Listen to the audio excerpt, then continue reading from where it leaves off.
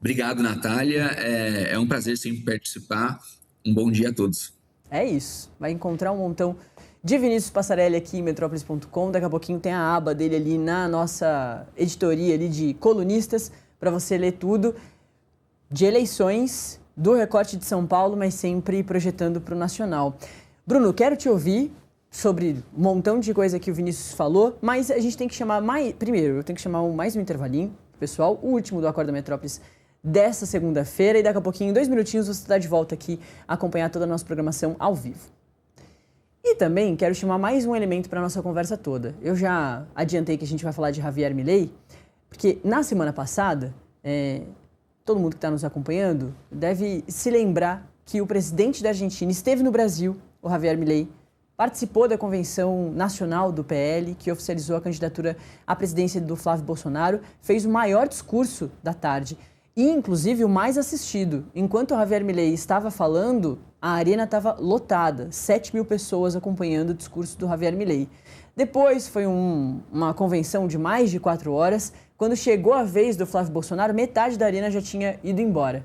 Então, o discurso mais esperado, inclusive, foi do próprio Javier Milei. Chamou, ofendeu, xingou o presidente Lula, mas chamou o ministro Alexandre de Moraes de lixo careca durante todo o discurso, que causou crise diplomática.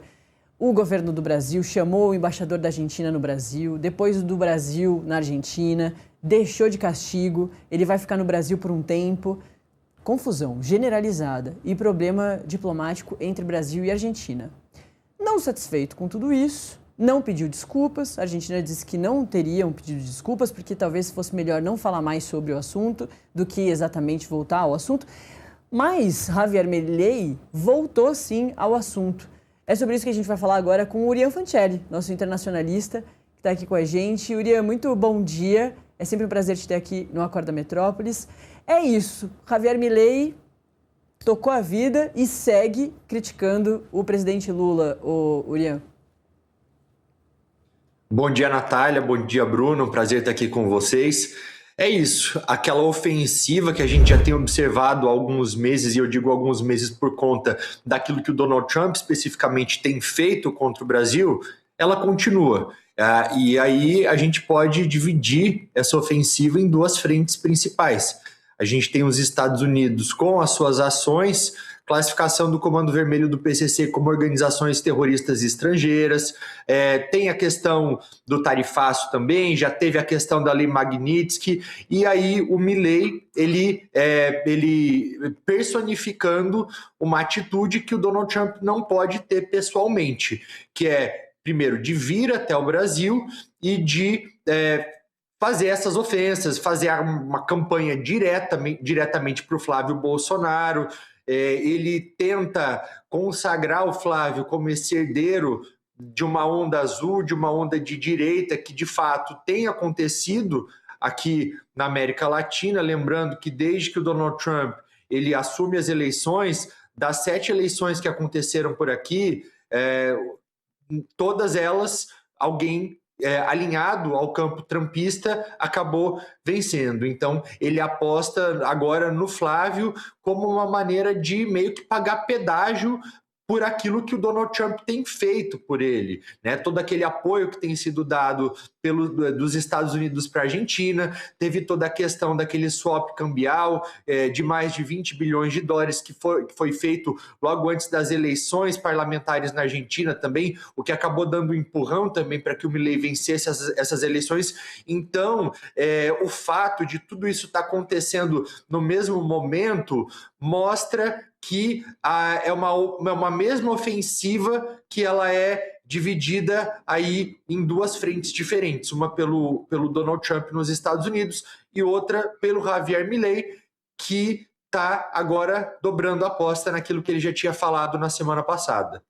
Ô Bruno, o que o Milei pode trazer de bom e talvez de ruim para o Flávio Bolsonaro, para a campanha aí da direita, que foi completamente apoiada pelo Javier Milei, nesse discurso que a gente está vendo aí, que é do outro sábado, mas com a continuação aí dessas críticas diretas, bastante ofensivas ao presidente Lula e, no caso aí desse discurso do sábado, a um ministro do Supremo Tribunal Federal, do Brasil?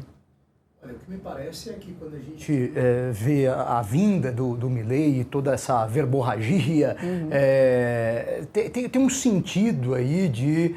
primeiro, acho que tem uma coisa importante que essa história do Milei pode trazer para o Flávio, é de mostrar que o campo disruptivo, ou seja, o antissistema, não é o menino Renan Santos, candidato do Missão.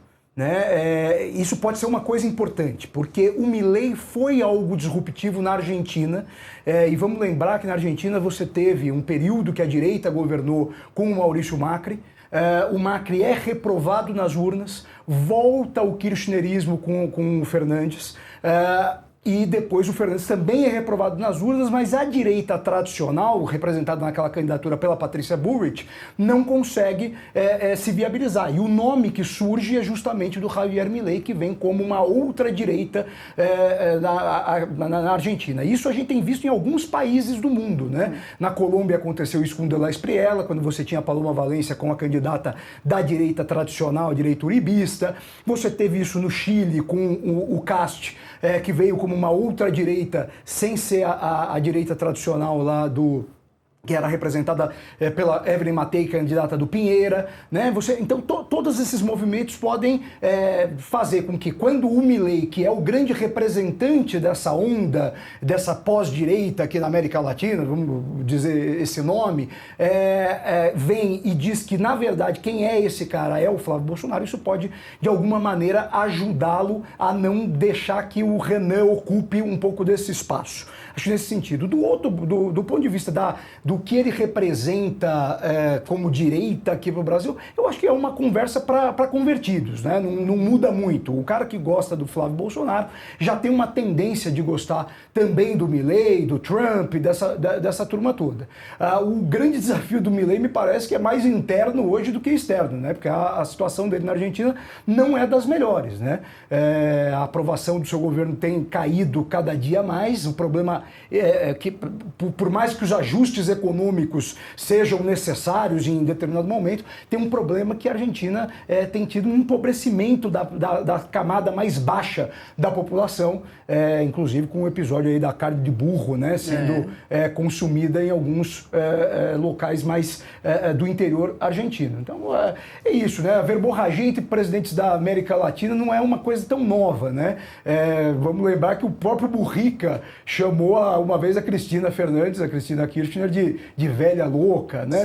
Já teve alguns momentos aí que são, não é uma novidade tão grande, que o Urian sabe muito melhor do que eu, mas o que me parece é que, do ponto de vista eleitoral, a melhor coisa que o Javier Milei pode servir ao Flávio Bolsonaro é de mostrar que o antissistema no Brasil é o Flávio e não uma candidatura independente como essa do Renan Santos. Bruno Soler, nosso cientista político que esteve com a gente durante todo o Acorda Metrópolis de hoje, falando sobre um montão de assunto importante das eleições de 2026 e, claro, tinha que passar pelo Javier Milei. Obrigada, Bruno, é sempre muito bom te ter aqui. Obrigado, um abraço para você, um abraço para o Urian. Valeu. Eu continuo com o Urian, e Urian,